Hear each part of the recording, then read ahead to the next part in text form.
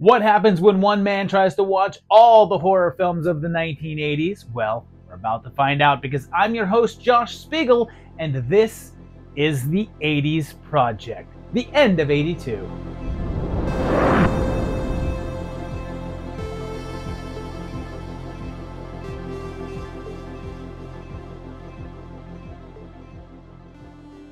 Okay, this is it. We've reached the ending of 1982, and usually this last episode is reserved for the cast-offs and extra films and the fluff. And I have to tell you, on this block, we have a cool slasher, amazing aliens, and also one of the best worst movies of all time.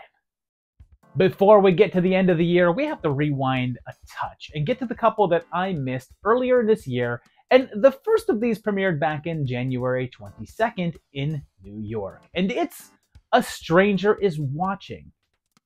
It has little Julie witnessing her mother being murdered in their living room, and the killer takes pictures and records the incident. She's still haunted by it later on, and she just lives with her dad now. His new girlfriend is Captain Janeway, and they're doing a report on the man who was imprisoned for the crime. He's slated for execution, and Steve objects to how she's covering it, but a mysterious man is watching Julie. One could say that he's a stranger, and he's watching. But that's not all he's doing, since he's actively kidnapping her as well, which, hey, movie title, that's a little more than you suggested. But then Sharon is taken too, and leaves a note for them, and our villain is Zed, and he takes them down under the subways. He randomly kills Andre Toulon 1.0 and then tries to organize a ransom for the pair of them, or he'll kill them, leaving Steve to figure out how to get them home safely. Now, this one was adapted from a novel from 1977 with the same name. It was originally going to be made a few years earlier with a different director attached. However, as a couple of years passed, it would eventually end up in the hands of Sean Cunningham. After the success of Friday the 13th, he was offered the sequel to that one, but turned it down in favor of doing something more original, and went forward with this as an attempt to do a more studio film that was different from his low-budget past. Even with that, the budget for this was still pretty modest, at around $3.2 million, although there are some sources that say it could have run up to $5 million. The screenplay was partially handled by Cunningham's Friday partner, Victor Miller, and he teamed up with Earl Mac Roche, the guy who would eventually create Buckaroo Banzai. They made several changes to the book, including altering the gender of the kidnapped victim from a little boy to a little girl, and an ending in which the women were more proactive in their own rescue. Unfortunately, the film wasn't the hit that they were hoping for, and the reviews were mediocre. Critics stated that it was better than Friday the 13th, but it still felt like a standard tale, and it ended up only earning around $2.5 million at the box office. And I'm going with a 3 here. The vibe and grungy feel that this creates works really well, but there's just not enough to it to really engage you. Its significance is a 2, since it does have Cunningham involved and Torn is in there, but it didn't make a mark on the scene like the previous director's work did. Should you watch it? Yeah, be that stranger.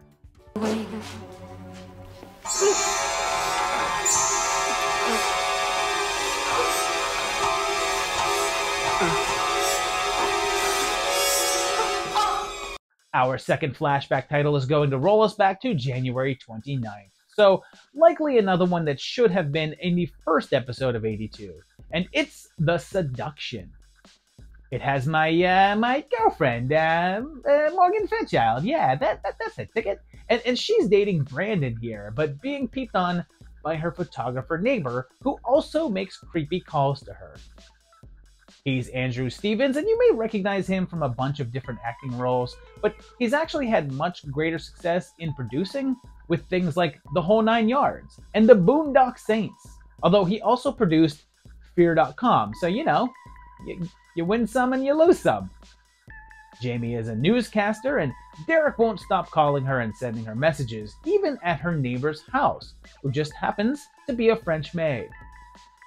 He keeps getting more and more aggressive, and even though he breaks into her house and moves in on her, the police won't do anything about it.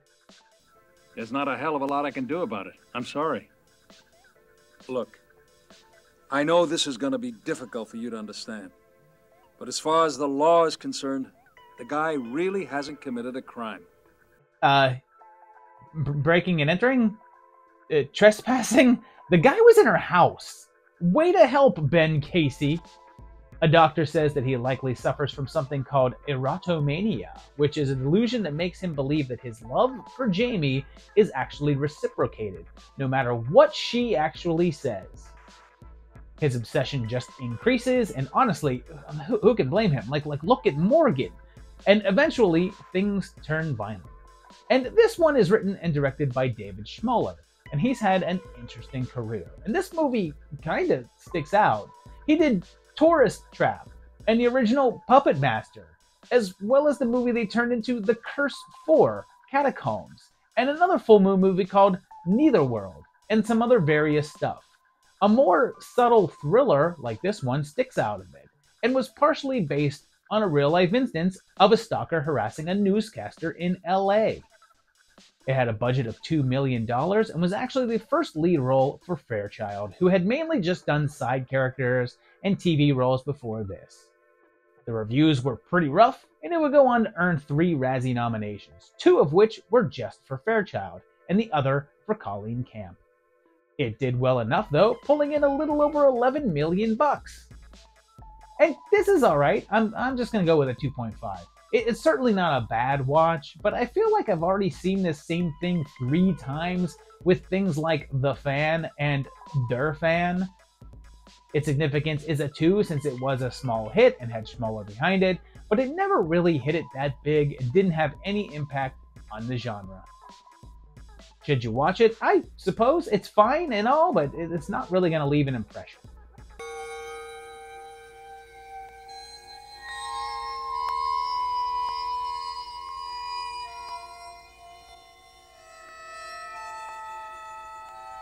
It's him. Derek. Okay, now that we've covered the ones we've missed, let's get back to December and check out The Third for a return to the slasher realm with Girls' Night Out. It kicks off with a psychiatric inmate killing himself and then a college basketball game. The home team wins and their mascot is a bear, and the guys are an assortment of oddball guys. But then, as Dickie Cavanaugh is about to be buried, a mysterious figure shows up and kills his gravediggers. They hang out at the local diner where Barney works, and she's played by Rutanya Alda, who we just saw in Amityville 2. And one of the students is Betty Childs, who I hope gets some better treatment here from these frat boys. Turns out that Dickie went nuts a while back and was taken to Weston Hills, and hey, maybe Freddy got him. It's said that he killed his girlfriend, and they're having a big costume party, but soon someone kills a guy and steals the bear mascot suit. Father Malone shows up as a campus security guard talking to his kid here, and this is actually Hal Holbrook's real-life son as well. And you'll notice that they don't appear in the same shot together at any point, and I'll talk about that in a second. They announce that they're doing the annual scavenger hunt on campus, and that killer starts taking out the women while wearing the mascot suit, likely trying to sway the numbers with that whole choose the bear thing. And this one was by Robert Dubell, and was the only feature film he made, and the other things he directed were TV documentaries. It was shot on a very limited budget and was made in what they say was only 3 days, and almost every scene was done in 1 or 2 takes. They didn't have Hal Holbrook at that point though, and shot his scenes later, and did them all in 1 day, which is why he's never seen with any of the other main actors. They shot their footage separately, looking at where his character would be, and then shot his stuff later on, and then cut them together. When it was first released here, it was given the title The Scaremaker and had a limited run. And then later, in 1983, it was released under the title of Girls' Night Out, and that's the one that stuck with it. It basically came and went in the theaters, and the reviews mostly just called it a Friday the 13th ripoff and a pretty standard slasher. But it's since picked up a bit of a cult following, even if it never emerged as a lost hidden treasure. And I like it fine. I'll go with a 3. It's got a nice mood and all, and a fun, weird ending, but it is a bit been there, done that. Its significance is just a 1.5 since it's never really reached more than a minor cult reaction and isn't much talked about, but it's got Holbrook and was the first film for Julie Montgomery. Should you watch it? You should. It's bearable. Lions and tigers and beaver! Lions and tigers and beaver! Lions and tigers and beaver! Here's one that didn't have a set release date and it's only known to have come out sometime in 1982, and it's a little number called Dark Sanity. It has a woman who is recovering from alcoholism and has the DTs. Her husband is pretty worried about her and they move to Los Angeles together in the 80s. Perfect place to recover from substance abuse, right? Karen meets a neighbor and creepy local gardener, but then starts having these little visions. Of course, Al thinks that she's back on the sauce again, so she goes to a meeting, but while she's there, a man tries to attack her, saying that he needs to talk to her. She breaks down and ends up at a bar, and that man is there, and it's Aldo Ray, old school film star from We Are No Angels, and he says that he's a police officer and says that there was a murder in the house that they moved into, where a woman was beheaded, but he also had visions while investigating there. The woman's son was blamed for the murder, but Larry thinks that something else was up. But it's soon revealed that his obsession with the case got him fired from the force, and in fact, he was considered a suspect. Things start to ramp up as the visions continue, and the mystery of who committed the murder, and hey, where's that missing head? And this little obscure number was directed by Martin Green, and was his final credit in the industry. Before this, he had only done one other feature, and then an episode of a TV show, and then after this, nothing. In fact, it's said that most of the cast and crew were never paid for their work because after the film was completed, the producer and Green both disappeared and were unable to be contacted. But here's the real kicker. Apparently, this was shot back in 1978, and most of the actors had just written it off as this movie that they had never gotten paid for and was lost. But then, in 1982, it started showing up in video stores, sometimes as Dark Sanity, and other times as Straight Jacket. However, since no one had any contacts for filming, they couldn't pursue anyone to be paid. And this isn't great, but it's not awful. It's just mostly boring, so I give it a 2. There's some bits that are funny because of their awfulness, but not really enough. Its significance is a mere 1, because no one knows about this one or talks about it at all. Should you watch it? It's a pretty safe skip, but it's not a total waste of your time. I've got a motto now. If you can't lick 'em, join 'em. And that's my motto from now on. Now drink it. Huh? Drink it, drink it. Huh? Drink it. Here's another one that has a mystery release date, although, again, it's known to have shown up sometime in 1982, and it's I Was a Zombie for the FBI. This has a couple of criminals being transported via airplane to their executions, but they cross paths with a UFO, and then they crash. Some reporters investigating the crash see a bottling company nearby, and it seems like the people in there are experimenting on humans with mind control formulas, and the FBI are trying to find out what's going on. But those evil Brazo brothers are back on the loose and taking over Unicola headquarters. They catch them, and you'll notice that there's these interstitials that appear to use graphics that look more advanced than those from 1982, and the music is sort of techno-ish.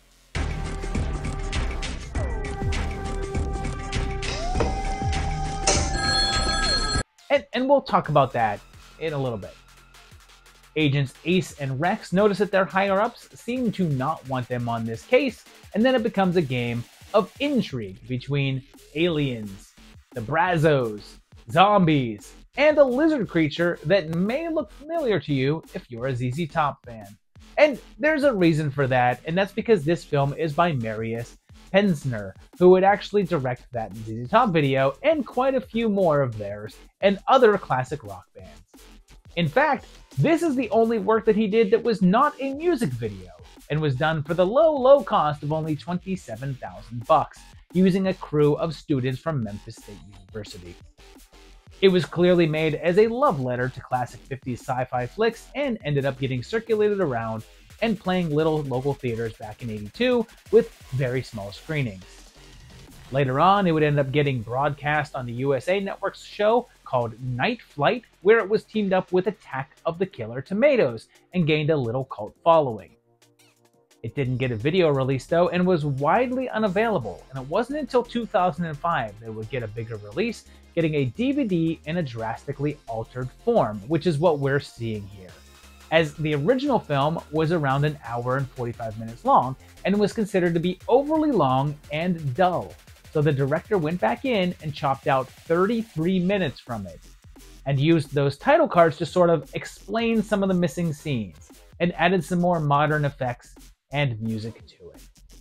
The original edit appears to be unavailable, and although some consider that one to be too long, others say that it's superior since it's more accurate to the films that it's inspired by. And this is fine. I give it a 2.5. I like what it's doing and the throwback vibes, but it's a little too convoluted, and that soundtrack really kills the mood for me. Its HCS is a 1. It's also really obscure and not spoken of much at all, and has no familiar faces to horror fans. Should you watch it? Maybe. It's a fun tribute, but it's not essential. I got him, Mace. This next one is one that can technically be in the 1983 episodes since it ran in the US in January here, but it debuted first in the UK on December 6th of 1982, and it's Xtro. This has this dad and his son playing in their backyard, and then this happened, and things get weird like immediately. Sam gets pulled away into a mystery light, and then 3 years later, little Toby is still haunted by it. But his mom has moved on and has a new boyfriend. But then, okay, there's a big light in the sky, and in the woods, a weird, like, thing comes out of the ground, and it... whoa! Ah! What the hell was that? It kills a guy by, I guess, slashing his cheeks. Then it attacks a woman and basically face hugs her. And meanwhile, little Tony wakes up covered in blood. The doctors think he's pulling some sort of prank, and his au pair sticks up for him, and she's Bond girl Miriam Diabo in her very first film. The woman who is attacked has a rapid pregnancy and gives birth to a full-grown man, who turns out to be Tony. He returns to his family, who of course have a mixed reaction to him, and he says that he doesn't remember anything about where he's been. Clearly has some conflict with Joe, who doesn't trust him, and for good reason, since he's freaking eating snake eggs. And then, sucks on Tony's neck and does whatever this is. Things get even stranger when the old woman downstairs kills his snake, and Tony, are you ready for this? Brings his toys to life, including a clown with a razor yo-yo and a full-size G.I. Joe doll. And if you can believe it, this one only gets weirder from here. And it was by a guy named Harry Bromley Davenport, and before this he had only made one other film. And this was his first horror. It's an English film, and the script was originally by Davenport and Michael Patty, but the producer brought in 2 additional writers and said that they went off on weird and wonderful tangents, so it's likely that a lot of the more bizarre elements came from their additions.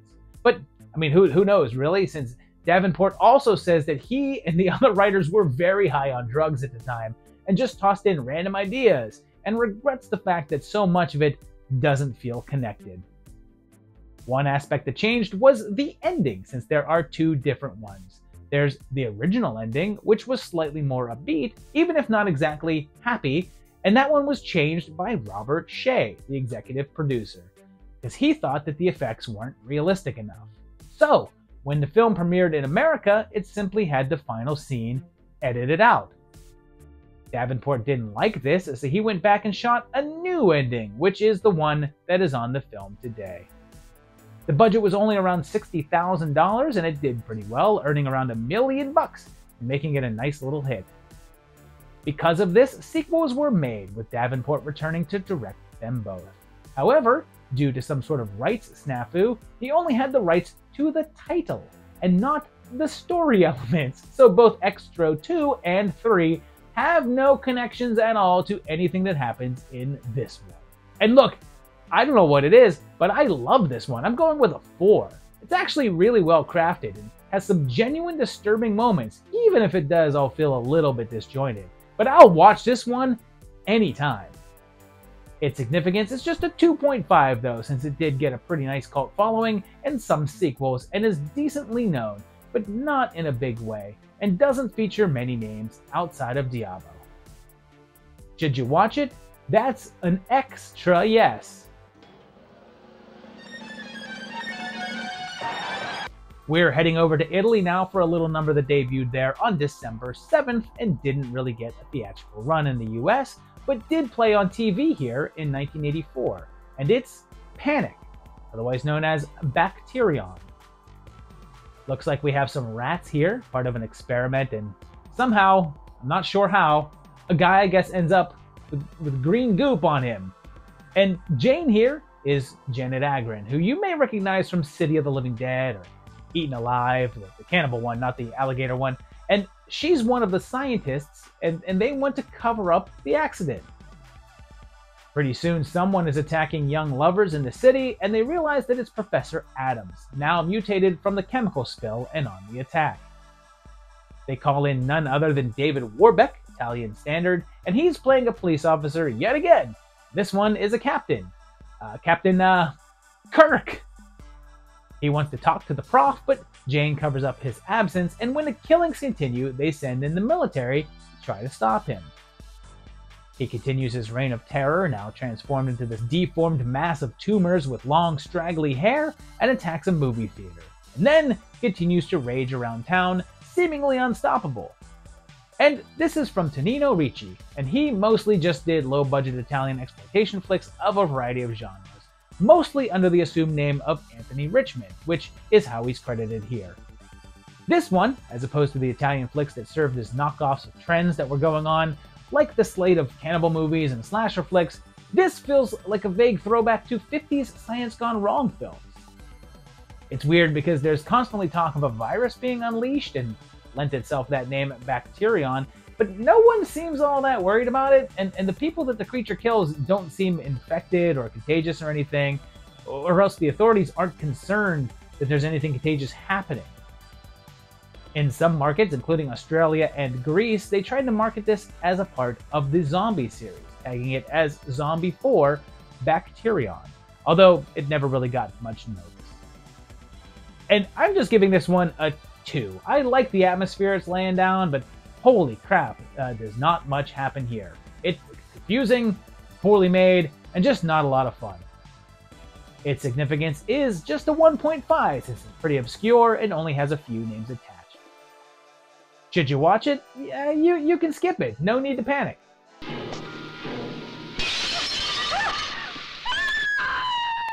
We're headed back to the US now, and we're going to the small screen for a film that aired on December 10th, and it's Don't Go to Sleep.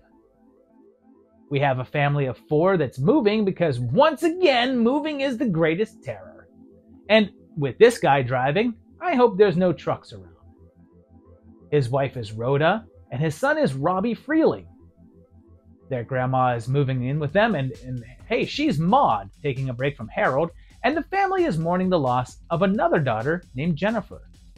Also, I should mention that the address of the house that they're moving into has a house number of 13666, so you just know that it's spooky. Like, just already know. Little Mary keeps having visions of her sister around, and her bed catches on fire. The family has decided to not have any pictures up of little Jennifer anywhere because they make them too sad, which is a bold choice to make about your dead kid. Her appearances start to increase, and she forms a bond with Mary, while Philip's drinking starts to get out of control. And pretty soon, the spirit is up to some devious stuff, like scaring Grandma to death. And let me just say, this movie has a really weird amount of close-ups of this lizard. Like, every 5 minutes, they're zooming the camera in on his adorable little mug. They send Mary to a doctor, and it's Robert Webber. And has anyone pointed out that his 2 most popular roles were in The Dirty Dozen and 12 Angry Men? And then little Jennifer ups the ante, and there's some surprising deaths for a TV movie. And our director on this one was Richard Lang, who was pretty active in television and did a number of genre shows in the 70s, like Charlie's Angels and Fantasy Island, but in this era did a solid run of TV films. And although he's been said to have been the son of legendary director Fritz Lang. He was not, since Fritz had no kids. Richard was actually the son of a different film director named Walter Lang, the man who directed The King and I. This aired on ABC and did pretty well, getting really solid reviews for the acting and tension that it manages to create, as well as the unexpected twists. Oddly, it was produced by Aaron Spelling's company, someone that you really wouldn't associate with a horror film. And this was a nice surprise. I give this a 3.5. It's more effective than I expected for a TV movie, and a lot meaner. I do wish it had a little bit better pacing though. Its HCS is just a 2 since it's not spoken of much, but it does get some sort of regard as in terms of being a cult classic and has a really impressive cast list. Should you watch it? Yeah, stay up and do it. Kids shouldn't be smoking in bed. This year ends in a very exciting way with a film that debuted on December 31st in San Francisco before getting a little larger release in 1983 in October, and it's Boarding House. We start with a text screen telling us about an occult expert couple found dead and their daughter, who witnessed it all, being committed. But then, this happens?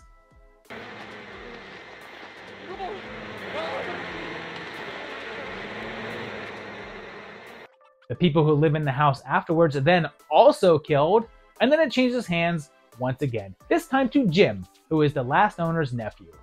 But then, at the sanitarium, there's a patient who can mentally command a doctor to remove her top and then kill herself, and then also another doc who he makes remove his own heart? Jim then does the not creepy at all thing by placing an ad in the paper for young women to come and stay in the house for very little money with the hopes of sleeping with them. Oh, and he also practices telekinesis while wearing tiny underwear and just generally makes faces that get as many close-ups as the lizard from Don't Go to Sleep. I should mention that he's also doing this in his office. A number of women do answer the ad and move in, and he just lounges around them while having his shirt open, but mysterious forces are also at work, causing this girl to stab her hand, while Jim reacts like this. But then there's also this weird gardener who limps around, and is very obviously the same actor as Jim in a wig and glasses. Weird stuff continues to happen, like blood in the shower, and that weird red thing that causes one of the women to repeatedly press her boob against the glass, like 20 times. But then she looks in the mirror and sees this. Oh, Jim has the woman massage him by the pool and hangs around in a marble sack, and of course, the women are super excited to jump into bed with him. And if you haven't guessed by now, this man is the writer-director. So, this is insane too. Jim sees a guy getting kicked out of his car by women, and he asks to use his phone, so he comes in. And for some reason, he's then instantly at the pool with no shirt on. And the girls toss him in the pool. But, plot twist, he's a private detective. He's there to find a girl, but he's then electrocuted. Someone hides his body. Jim continues his telekinesis with Valerie, who wants to be a singer, and then this happens.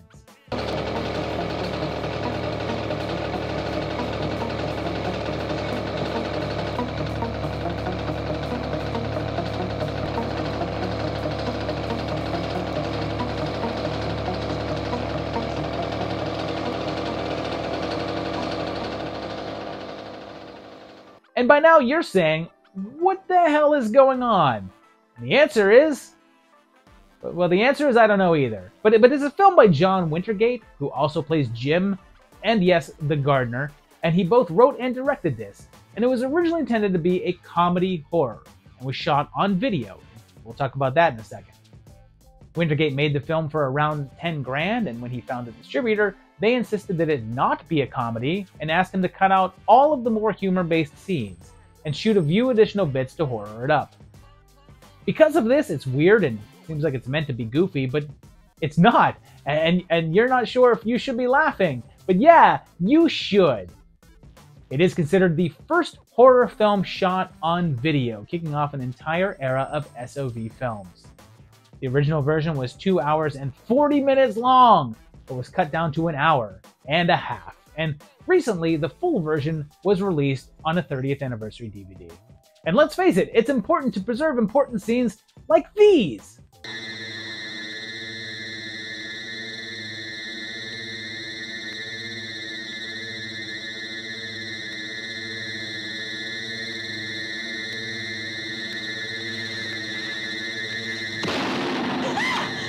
And don't forget this moment where things fly out of the fridge and you definitely can't see someone's hand throwing it.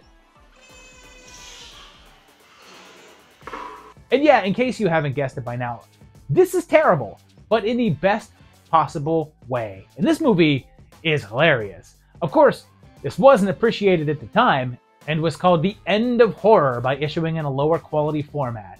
But it's gained a pretty sizable cult following due to its so bad it's good nature.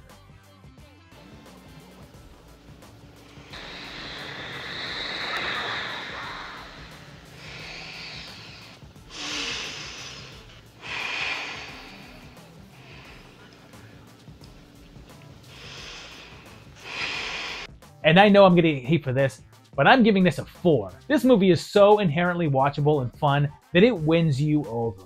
I know it's terrible, and it makes absolutely no sense, but I enjoy every kooky minute of it. Its significance is just a 2 though, since it's still obscure and very cult, but it is also officially the first shot-on-video horror film, so it's of note. Should you watch it? Yes, but if you're not a fan of stuff like Troll 2 and The Room, you may not enjoy this as much as I did.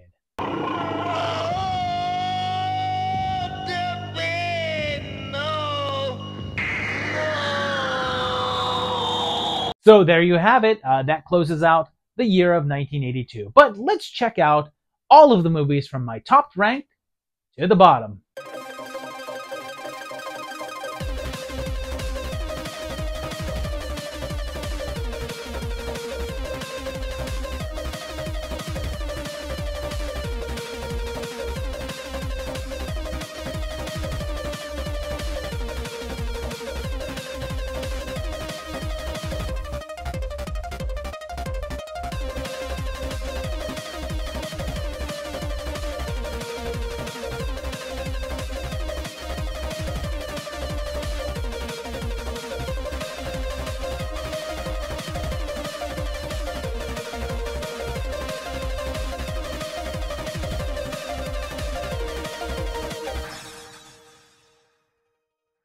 Okay, and just like we're doing with the previous years, we're going to end with doing a sort of best of for the movies. An idea that was originated in a series called Horror Movie Superlatives that was done by your friendly neighborhood Uncle Pete and Carlin Cook on their channels. And it's sort of a yearbook-style awards setup for the movie. For Best Gore, we're going to go ahead with Pieces. I mean, how can I not? This has some wonderful gore happening, beheadings and chainsaw stuff. And of course that ending. For Best So Bad It's Good, I mean, we just talked about it. It's clearly going to be Boarding House. This movie is awful, but in the best possible way. For Most WTF, we're going to go ahead with Ghost Nursing. This movie is weird and strange, and I still don't know what was going on in it, but man, was it fun. Our most unique movie is going to be Basket Case, in an era of slashers and werewolves and stuff. It's a movie about a disembodied conjoined twin getting revenge. For the most overrated, I'm going to go ahead and say The Entity. I don't think it's a bad movie, I just don't think it's as scary or interesting or good as its reputation lends it to. For the most underrated, I'm saying Halloween 3. Sure, it doesn't have Michael Myers in it, but it is a really fun film. It's really cool, and makes use of the holiday more than most of the Halloween sequels did. And finally, as the most amazing movie of 1981, no other movie was even considered for this, it's The Thing. John Carpenter pulled it off and made not only a great film, but a great remake and a special effects masterpiece. There it is. Let me know your picks for those superlatives down below. I want to know what you thought the most amazing movie of the year was, what the most gory one was. Let me know that down below. I'd like to hear it in the comments. Also, if you liked this video, hit the like button. If you enjoy the channel, hit the subscribe button. and check out my Patreon page at patreon.com/movietimelines. And yes, after this, we're moving on to the year 1983, right here on the 80s Project.